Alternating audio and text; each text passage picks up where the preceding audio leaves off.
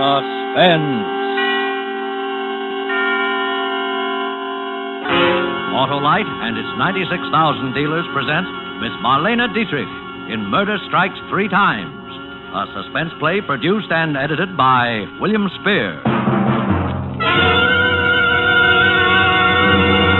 Friends, for snappy starting on zippy, snippy days, there's nothing better than a set of the famous ignition-engineered Autolite spark plugs. Mr. Wilcox, sounds like a speech. Speech? This is no speech, Debbie. This is the free flow of fervent feeling for the newest addition to the complete line of ignition-engineered spark plugs made by Autolite.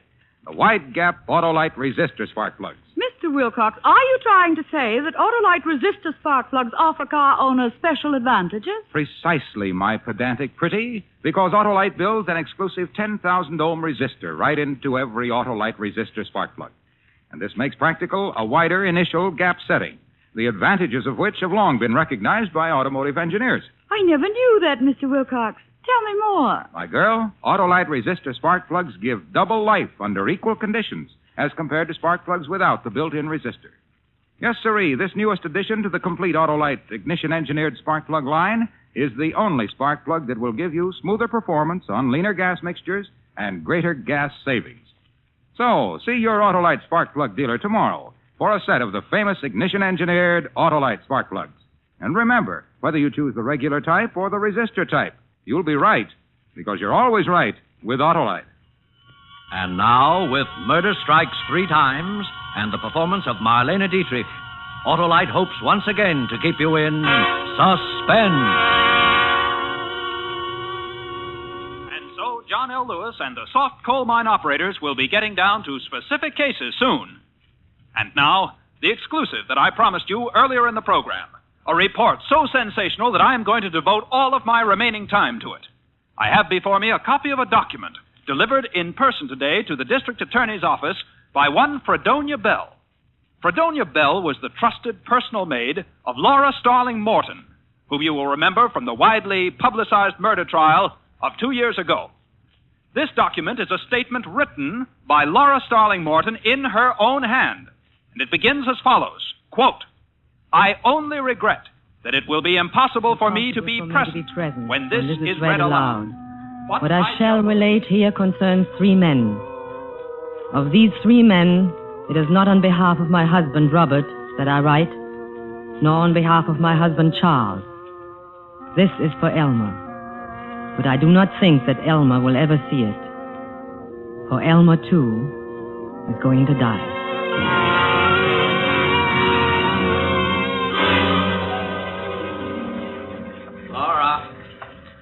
Laura, Yes, Robert? where's my electric razor? In the medicine cabinet, where it always is. Oh. Well, Robert, I wish you wouldn't shave while you're in the bathtub that way. What's the difference where I shave? I like to shave in the bathtub. I just don't like to see you meddling with electricity while you're in there.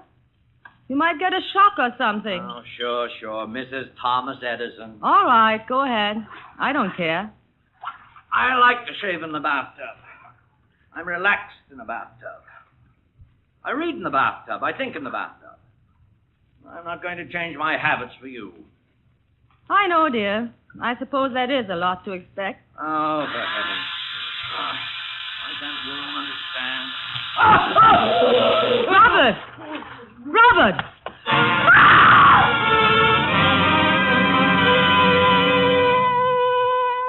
It was a good loud scream. Then I stood in the door of the bathroom and looked. A good long look. Then I called a doctor. The doctor called the police. The police called the district attorney. And I found myself confronted by a young man with red hair and glasses who gave the immediate impression of being clever, unscrupulous, and objectionable. That was Elmer.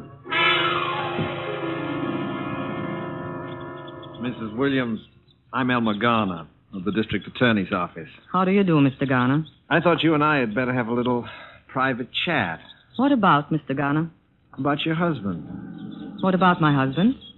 Mrs. Williams, I'm going to be very frank with you on a number of counts. I'm what is known as an assistant district attorney. Mr. Garner, I have just lost my husband. I hardly I'm think... coming to that, Mrs. Williams. Now, the district attorney has put me on this case because, well, he thinks he doesn't have a case. Routine investigation. Now, maybe it's because the DA is essentially a nice man with nice instincts, and I am not, but I don't agree with him. About what? About not having a case. Because I can smell him, Mrs. Williams. I can smell him a mile away. What can you smell, Mr. Garner? Murder. Oh, I see. Good. Oh, your attitude is very good. No phony hysteria, no fake indignation. Realistic. Oh, I like that. I'm that way myself. Mr. Garner, I'm trying my best to maintain my composure under trying circumstances. I must say your extraordinary insinuation does not make it any easier. Now, look. I know you killed him. And you know that I know you killed him. Mr. Garner. Now, as I said, I was going to be very frank with you, Miss Williams, and I am. On your side of the story is the fact that although I know you killed him, it may be a little difficult to prove that you killed him. Not too difficult, but a little. I should think it might, since it is utterly untrue. Now, let's see what cards I hold. You are a laboratory technician, or you were before you were married, right? Right. And your technical knowledge would have told you that a man using a faulty electrical appliance while sitting in a tub full of water stood an excellent chance of electrocuting himself. I also know that a man firing a bullet into his head would stand an excellent chance of killing himself. The insulation in the cable of that electric razor was frayed. Now, that might have happened through normal wear, but it also might have happened because it was tampered with by you. And then again, as you say, it might not. Would it surprise you to know that we've got your fingerprints all over that razor? It would surprise me more if you hadn't. Or on everything else in the house, for that matter, Mr. Garner. Uh-huh. Oh, you're a very intelligent woman, Mrs. Williams. You're right. It would have looked funny. You were smart not to wipe off those prints. Very smart. Thank you. However, so much for the means. Now, for the motive. We can establish, of course, that you and your husband didn't get along. Unfortunately, you can establish that about many husbands and wives. And that your husband was insured for $50,000 in your favor. And that there's about $50,000 more in community property. And that you inherit, right? Naturally. Well, $100,000 is quite a nice little motive, Mrs. Williams. But it doesn't prove anything, does it, Mr. Garner? It depends on how it's used by the prosecuting attorney. And that's me, you know. I know. Tell me, do you have a lawyer, Mrs. Williams? Not yet. Uh-huh. Oh, you are a very intelligent woman. That would have looked bad, too, if you'd had a lawyer right on tap. But you're going to need a lawyer, you know. So it would appear. All right. How about me? You? Sure. I'm a lawyer. You have just finished telling me that you would be the prosecuting attorney. Well, that's just the point. Why spend a lot of money on a lawyer who probably can't get you off anyway when you can spend it on me and have a sure thing? You see? Yes, I see. All I want is half. $50,000. No. What's the matter, too much? No. Well, look, sister, you don't seem to realize that I'm in a position, depending how I handle this case, either to set you free or to hang you. That, Mr. Garner, is where we disagree. You mean you're willing to gamble that I can't do it? If you wish to put it that way... All right, but $50,000 will look cheap. Cheap! When they slip that noose around your neck.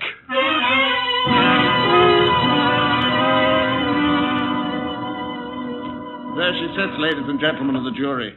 Cold, calm, emotionless. The same Laura Williams who carefully calculated, carefully planned, and premeditated the murder of her husband. I ask the death penalty. I must ask it. For ponder well, ladies and gentlemen of the jury. If you set her free, believe me, this will not be the last accident to mark the bloody trail through life of Laura Williams. And when that accident occurs, when the next victim is struck down, his innocent blood will be upon your hands.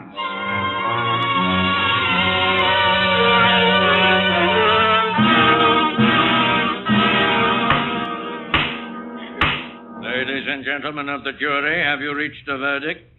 We have. What is your verdict? On the grounds of insufficient evidence, we find the defendant not guilty. Oh, my God.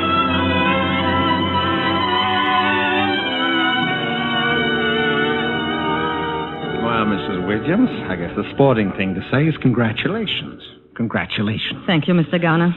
Say one thing, you've got what it takes. The jury was evenly divided that whole first day. Did you know that? Yes, I knew it. Yes, I wasn't too far wrong at that, was I? Just far enough, Mr. Garner. Say, listen again, just as a sporting proposition, tell me. Did you...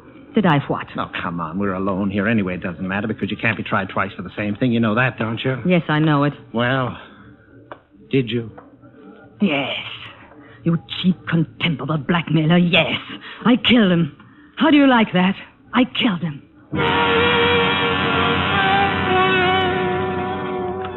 Yes, I told him. Told him the truth. Just to see the smirk fall from his face. Just to see him actually snarl with frustration. Knowing that I'd gotten away with murder and he couldn't do anything about it. Yes, I couldn't have resisted telling him then. Even though it meant I'd die of it. Which I will.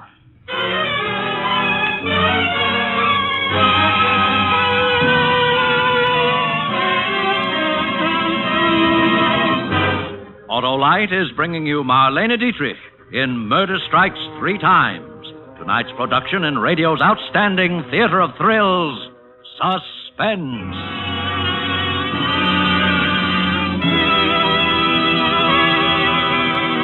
Debbie, my dear director of elocution, you interest me strangely. First you're hoity-toity, then you're hoity-polity. How come? Mr. Wilcox, I am leading a double life. Double life? Say, that's just what the new wide-gap Autolite resistor spark plugs offer car owners everywhere. Double life under equal conditions as compared to spark plugs without the built-in resistor. Gently, Mr. Wilcox, gently. You see, friends, wide-gap Autolite resistor spark plugs are the newest addition to the complete line of ignition-engineered spark plugs made by Autolite. They offer money-saving advantages, smoother performance, greater gas savings, quicker starting in cold weather. Mr. Wilcox, your diphthongs are showing. Thank you, my little lecturer. Next time you stop at your favorite service station, ask your dealer to install a set of ignition-engineered Autolite spark plugs in your car. And whether you choose the regular type or the resistor-type spark plugs, you'll be right, because you're always right with Autolite. And now, Autolite brings back to our Hollywood soundstage our star, Marlene Dietrich, and featuring Hans Conried as Elmer in Murder Strikes 3 Times, a tale well calculated to keep you in suspense.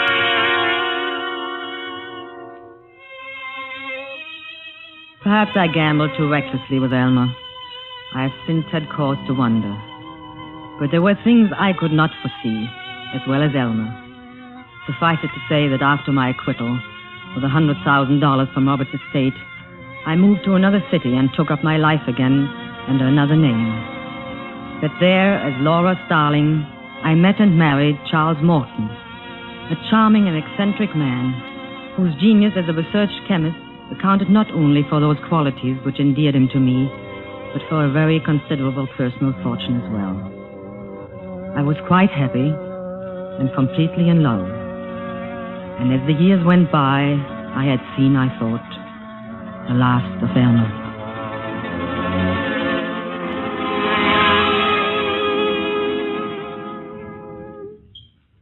Charles? Oh, Charles, Yes, my dear. I have your coffee. Coffee? You said you wanted coffee. It's ready now. But I have some coffee. You took that out there 3 hours ago. Now come in and get your coffee. Yes, in a moment, my dear, as soon as I finish. Charles, you come out of that smelly laboratory and have your coffee. Besides, I have a surprise for you. You have? Well, I'll be right in, dear. And bring the other coffee cup with you. Yes. Now, what's all this about a surprise? Look. What? Oh, yes. I seem to have left my glasses in the laboratory. Oh, Charles, you're simply priceless. It's a cake. This is our anniversary, darling. Our 4th wedding anniversary. Is it? So it is. Laura, this is so thoughtful of you. I'm afraid I'm hopeless, my dear. I know it's the husband who should be thoughtful, but You're just you, darling. Now sit down and relax for a while. Yes. Oh, here's your cup. Thank you. Charles, what's in that cup? Coffee. Charles, I'm sure that even in the atomic age, coffee does not come in the form of white crystals. Oh, Oh, yes, yes. I'd finished my coffee and... Charles, what is it? thiochlorate. You see, at the moment, I'm working... Charles, What? that's deadly poison. So it is. You see, the Oh, time Charles, I'd I rather- wish you wouldn't mix things up in the cups and dishes that way. It's dangerous. Dangerous? Suppose you got the cups mixed up. Suppose you Good drank... heavens, Laura. Half the stuff you use in chemistry is dangerous if you go to drink it. But who's going to do that? It's like eating soap. You wash your hands with it every day, but who'd think of eating it? Now, you take that cup right back out to the laboratory and empty it and wash it out. All right. Charles, Yes? I was wondering, since it's our anniversary, Yes? let's go out to dinner and celebrate. Why, yes, I think that's a splendid idea. Oh, my goodness. What? Oh, I completely forgot. My brother's coming to see us today. Your brother? Yeah, well, my half-brother. I meant to tell you. Charles, and I never knew you had a brother. Didn't you? Well, you see, he's been in the Army for about 5 years. He just got back a short time ago, and I got a wire yesterday saying he'd be passing through town and he'd like to see me. So... Does he know you're remarried? Well, I suppose. I suppose he doesn't.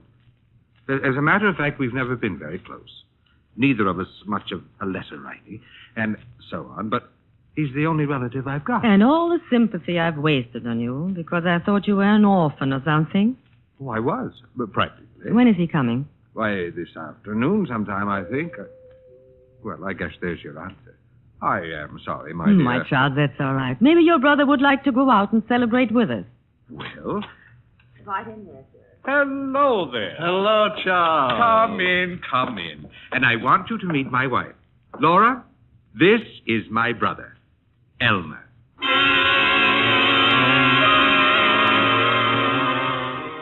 There was no doubt that it was Elmer. There was no doubt that he recognized me. And there was no doubt in my mind as to how he intended to play his hand this time either. For he gave no public sign of recognition, but simply looked straight at me and smiled. And smiled and smiled. So you've gone into private practice, eh, Elmer? Criminal law, I suppose. Mm-hmm. Yeah, there's no appreciation in this country of men who hold public office, financially at least. Oh, Elmer, you always did have your eye on the dollar, didn't you? What about your racket, Charlie? What have you been up to? Oh, just puttering around here in my laboratory. You mean right here at home? Of course. Oh, I guess that's new since you were here last. Well, there's a lot that's new since I was here last. It's right in there, right through those doors. Isn't that sort of a nuisance for a wife? Or isn't it? Not in the least. Why should it be? Now, Laura, don't try to cover up my feelings. Just before you came, she was scolding me for carrying thiochlorate around in the family coffee cup. Isn't that interesting? Isn't that a coincidence? Why? Now, I was just thinking, what a fine setup for a murder. Now, somebody poisons a chemist in his own laboratory, and it looks just like an accident. Neat, huh? You will find that Elmer has a morbid mind, my dear. he used to try people for murder back in Illinois. And I tried some beauties, too. Oh, well, I've got to get going. I'm sorry I can't accept your invitation for tonight. But you are staying over a few days, are you? Oh, yes. I'll see you again. Good. Soon. Good. Now, don't bother to come to the door with me, Charles. I know you want to get back to your work. Well... Perhaps Laura will, huh? Give us a little chance to get acquainted. Why, yes, of course. Call us, Elmer. Well, you can depend on it, Charlie. Good. Well. Little Laura Williams. What do you want? What do you think old Charlie would say if he knew, huh? I asked you a I question. suppose he'd go on loving you in his own peculiar fashion, but never be quite the same, would it? There'd always be that little gnawing doubt. Another accident, maybe. Huh? Oh, no, I'm afraid things are kind of under strain around here, Laura. You do have a price, I suppose. I might. By the way, why are you so eager to pay it? I'm happy here. I'm at peace with myself and the world. I don't want anything to change. No other reason? What other reason would there be? I suppose all his property would go to you in the event of another little accident. Huh? You don't really believe that. No, the motive and the means. Money and poison. How much, Elmer? No, you got me wrong, Laura. I don't want money. When did that happen? Or did it ever occur to you that I might simply be interested in my brother's welfare? No. All that has occurred to me so far is to wonder why I had to pick the one man in the world who was related to you. You want to hear my proposition? I'm waiting. Yeah.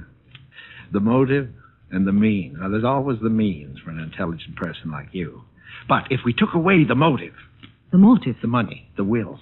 No motive, no temptation, you see? I see. Yeah, in a way, it's for your own protection, too. Because if Charlie so much as slipped on a banana peel and you inherited that money, there's no jury in the world that wouldn't convict you, simply on your past record. You realize that, don't you? Yes. So, no motive, no case either, you see? What do you want me to do? Get him to change his will.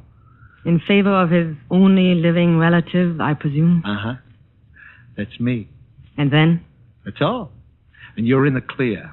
Because after that, Charlie couldn't suspect you even if I told him. Probably wouldn't believe it. Throw me out of the house for persecuting his little bride. Maybe even change his will right back again, you see? All right. Ha. You can do it, can't you? I suppose so.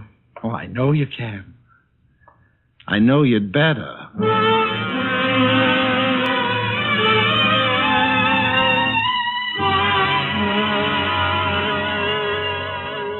It seems such a strange request to me. Darling, I don't want your money. I only want you. I know, dear, but after all, I'm considerably older than you are, my dear, and chances are that someday... No, the whole idea of losing you and then profiting by it, it's just hateful. Well, who else would I leave it to? Leave it to your brother. Elmer?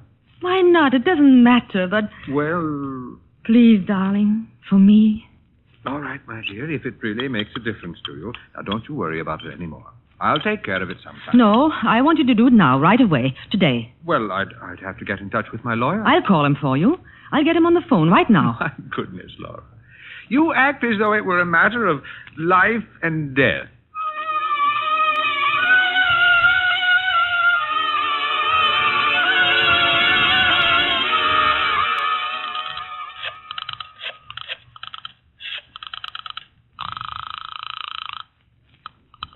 Ambassador Hotel. Mr. Elmer Garner, please. Thank you. Yeah?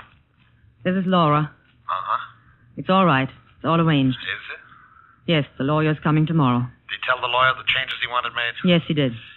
Not that I think you'd ever tell a lie, Laura, but how do I know all this? Hasn't he told you? No. Then perhaps you'd better drop in this evening. That's more like it. I'll expect you after dinner. I'll be there.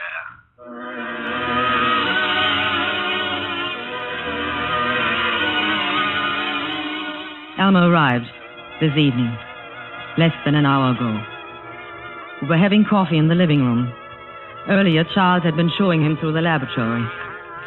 It was not until after that I had a moment to speak to him alone. Oh, the wonderful fellow, old Charlie.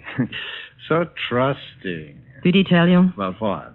The will. Oh, that. Yeah. It seems to be that I'm to be old Charlie's beloved heir. Huh? He still can't understand it. Are you satisfied, then? My dear Laura, I was never more satisfied in my life. Almost evens things up, doesn't it? Almost. You never forgot that, did you? That you lost. Lost? Who says I lost? Game isn't over till the last card is played, sister. It is for you. Now get out of here. Okay. All in good time. Sorry I had to leave you, but those reactions have to be checked every hour. Oh, that's all right, Charlie. Laura and I were just going over old times in Illinois. You didn't know we both came from Illinois, did you? No, I hadn't realized. I'm sure I told you, Charles. You must have forgotten. Oh, yes, probably. Coffee ready? Yes. Will you have coffee with us, Elmer? Oh, you bet I will. Anything in it? No, nothing in mine. Charles always takes his black, too. Laura does make the best coffee. Well, then, here's to Laura's coffee. There was something about his smile when he said it. That smile. And then all of a sudden I saw it. I saw the whole terrible thing. Don't drink it, Charles! Charles! Well, old Charlie seems to have keeled over, huh? Wouldn't be surprised if that was thiochlorate poison. Charles! The motive and the means. And the motive's a real beaut this time, Laura, because you had to kill him before he changed his will. Neat, huh? You killed him. Sure, but that's not what the jury's going to think. No. And, of course, I'll get the money anyway. You couldn't very well collect it, because they're going to hang you. No. No. No.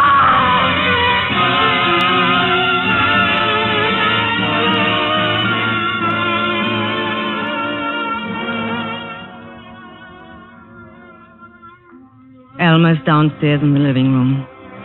I'm in my study. And once more I'm waiting for the police. There's no escape for me, of course. Elmer knows that. But there's one little thing that he has forgotten, the last play of the game. For I just have drawn up a will of my own, leaving my property and everything that I inherit from Charles to Elmer. It is dated 3 days ago. This statement I shall give into the safekeeping of my personal maid, Fredonia Bell, who, after all is said and done, has been the only true friend I've ever had. I shall give it to her with instructions for its eventual disposal, which I know she will follow to the letter. When that is done, I shall play the last card in the game.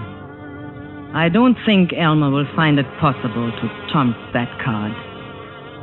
Because, you see, when the police come, it is Elmer who will have to do the explaining, not I. And he will have to explain 2 bodies, Charles and mine.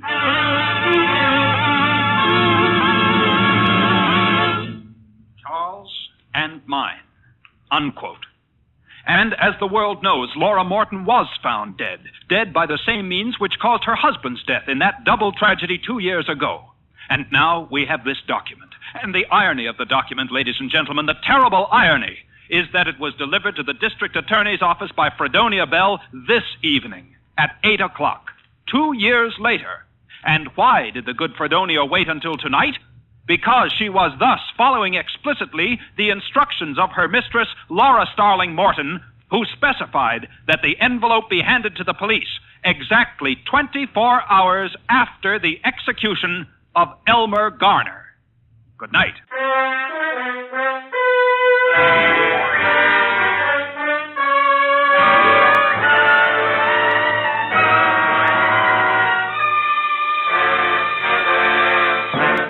Suspense, presented by Autolite. Tonight, starring Marlene Dietrich and featuring Hans Conried. Well, Deborah, are you satisfied with my diction? Completely, Mr. Wilcox. I've decided it is what you say that matters, not how you say it. Well, then, let me say that Autolite makes more than 400 products for cars, trucks, planes, and boats in 28 plants, coast to coast.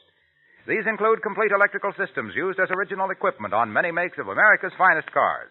Spark plugs, batteries, generators, coils, distributors, starting motors, bullseye, sealed beam headlights. All engineered to fit together perfectly, work together perfectly, because they're a perfect team. So, friends, don't accept electrical parts supposed to be as good. Ask for and insist on Autolite, original factory parts at your neighborhood service station, car dealer, garage, or repair shop. Remember, you're always right with Autolite.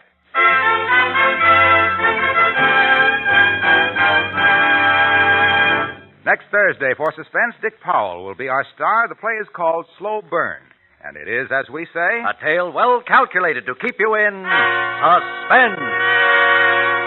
Tonight's Suspense play was produced and edited by William Spear and directed by Norman MacDonald. Music for Suspense is composed by Lucien Moraweck and conducted by Lud Gluskin. Murder Strikes 3 Times is an original play for radio by John DeWitt.